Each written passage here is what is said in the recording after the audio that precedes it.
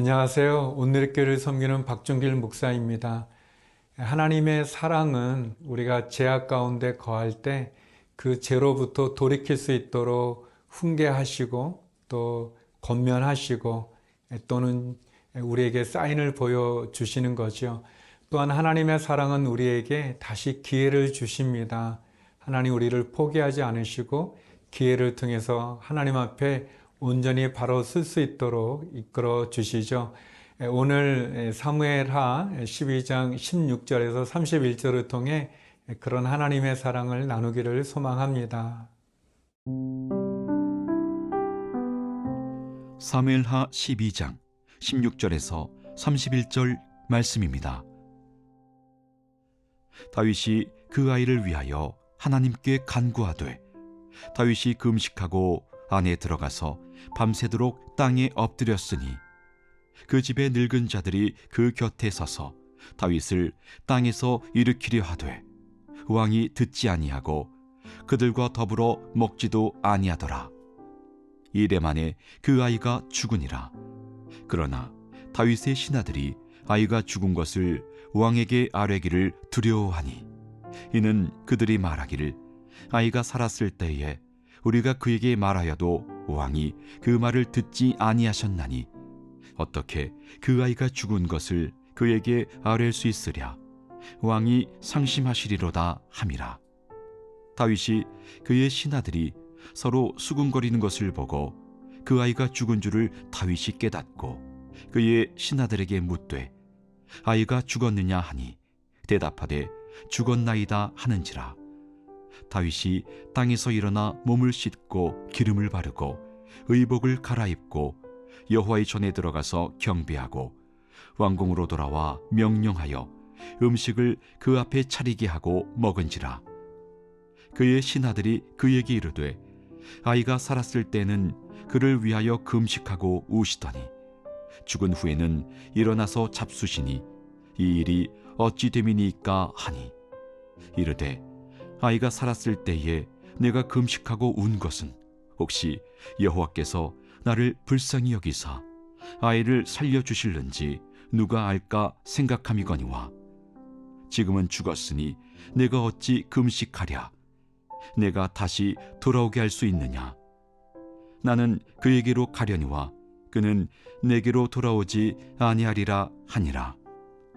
다윗이 그의 아내 밧세바를 위로하고 그에게 들어가 그와 동침하였더니 그가 아들을 낳음에 그의 이름을 솔로몬이라 하니라. 여호와께서 그를 사랑하사 선지자 나단을 보내 그의 이름을 여디디아라 하시니 이는 여호와께서 사랑하셨기 때문이더라. 요압이 암몬 자손의 라빠를 쳐서 그 왕성을 점령하매 요압이 전령을 다윗에게 보내 이르되 내가 라빠 곧 물들의 성읍을 쳐서 점령하였으니 이제 왕은 그 백성의 남은 군사를 모아 그 성에 맞서 진치고 이 성읍을 쳐서 점령하소서. 내가 이 성읍을 점령하면 이 성읍이 내 이름으로 일컬음을 받을까 두려워하나이다 하니 다윗이 모든 군사를 모아 라빠로 가서 그곳을 쳐서 점령하고 그 왕의 머리에서 보석 박힌 왕관을 가져오니 그 중량이 금 1달란트라. 다윗이 자기의 머리에 쓰니라. 다윗이 또 그 성읍에서 노략한 물건을 무수히 내오고 그 안에 있는 백성들을 끌어내어 톱질과 썰해질과 철 도끼질과 벽돌구이를 그들에게 하게 하니라. 암몬 자손의 모든 성읍을 이같이 하고 다윗과 모든 백성이 예루살렘으로 돌아가니라. 하나님께서 나단 선지자를 통해서 다윗이 지은 죄악에 대해서 경고를 하셨습니다. 다윗의 죄악은 두 가지였죠. 우리아의 아내를 통해서 간음의 죄를 범한 것과 또 다윗을 향한 충성스러운 신하였던 우리아를 죽인 살인죄를 하나님께서는 나단 선지자를 통해서 다윗에게 알려주시고 또 경고하시고 그리고 그 심판으로 이 둘 사이에 낳은 아이를 하나님 치셨습니다. 다윗은 그런 상황 가운데서 하나님 앞에 그 아이가 병들어 힘든 상황에서 낫기를 소망하는 기도를 하나님께 드리게 됩니다. 오늘 본문에서 그럼에도 불구하고 하나님 그 아이를 치시는 그러한 장면을 보게 되는데요. 우리 18절의 말씀입니다. 이래 만에 그 아이가 죽으니라. 그러나 다윗의 신하들이 아이가 죽은 것을 왕에게 아뢰기를 두려워하니 이는 그들이 말하기를 아이가 살았을 때에 우리가 그에게 말하여도 왕이 그 말을 듣지 아니하셨나니 어떻게 그 아이가 죽은 것을 그에게 아뢰 수 있으랴. 왕이 상심하시리로다 함이라. 엄중한 심판을 하나님 말씀하셨고, 그리고 그 심판의 결과로 다윗의 죄의 결과겠죠. 그 죄의 결과로 결국 그 아이가 죽게 됩니다. 다윗은 땅에 엎드려 금식하며 하나님 앞에 은혜와 자비를 구합니다.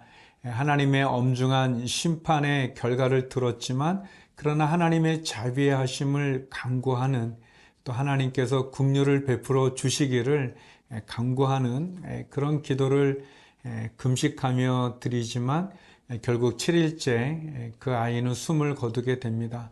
이렇듯 죄에 대한 하나님의 심판은 엄중합니다. 아주 무섭죠. 두렵기까지 합니다.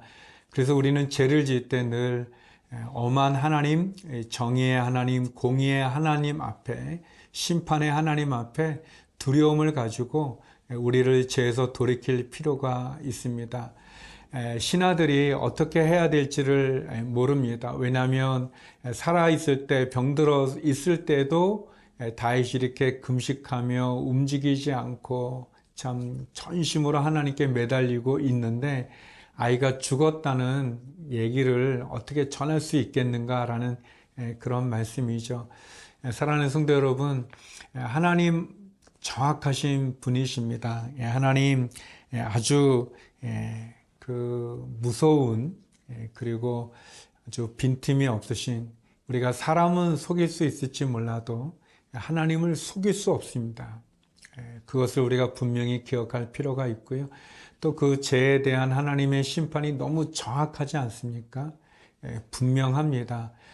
다윗이 비록 하나님 앞에 은혜와 자비를 구하지만 결국 그 죄의 대가를 치루어야만 되는 것을 보게 됩니다. 하나님께서 우리에게 말씀해 주시는 오늘 본문에서도 나오는 것처럼 우리가 최선을 다하지만 그러나 죄에 대한 결과는 엄중하다는 것, 하나님은 정확하시다는 것, 하나님 속일 수 없다는 것, 그것을 우리가 기억하고 또 다시 한번 우리의 삶 속에서 죄를 끊는, 또 죄악으로부터 나오는 그런 우리의 결단과 선택이, 또 우리의 결심이 필요합니다.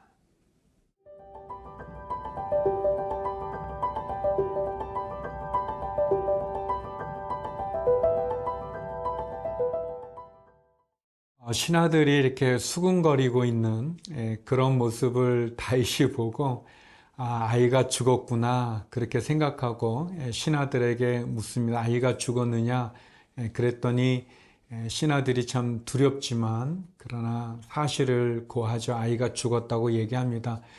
그런데 이후에 그 다윗의 행동은 참 의외의 행동입니다. 왜냐하면 아이가 병들었을 때 그렇게 슬프게, 그렇게 간절하게 기도했던 다윗이 아이가 죽었다는 그 말을 듣게 되자 다윗이 일어나서 하나님의 전에 들어가서 하나님께 예배를 드리고 그리고 그가 식사를 하는 생각하지 못했던, 신하들이 예상하지 못했던 그런 행동을 합니다.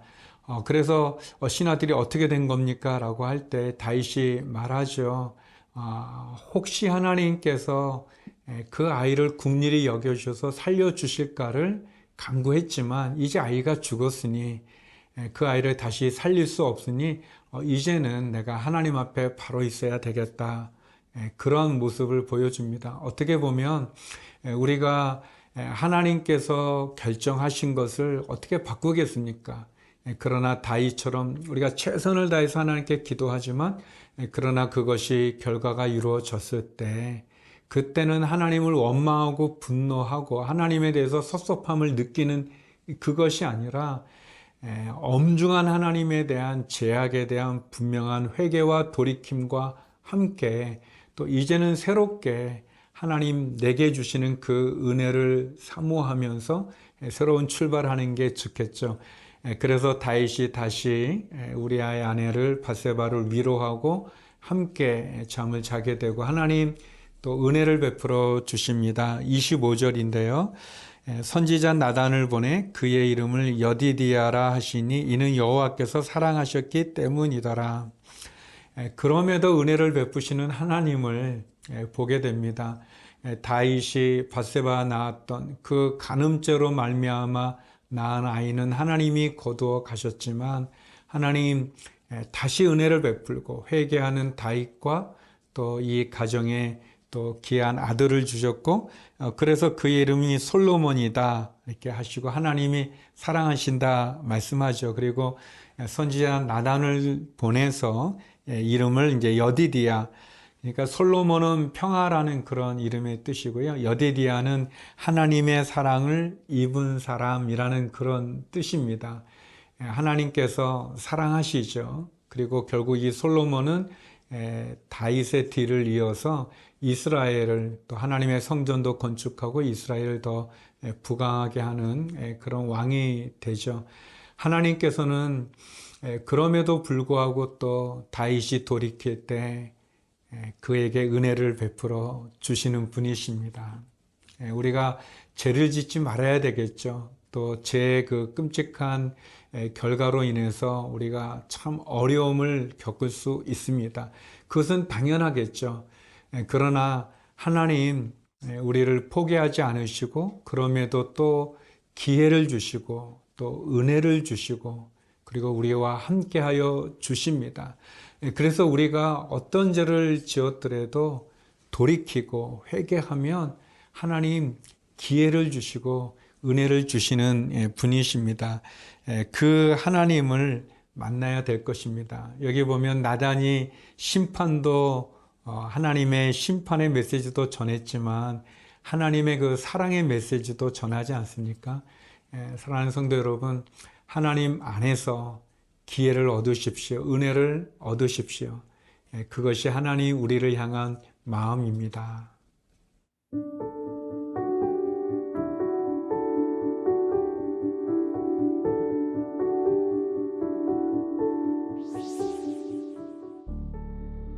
하나님 아버지, 다윗의 모습 그리고 하나님의 마음과 하나님의 은혜를 나누었습니다.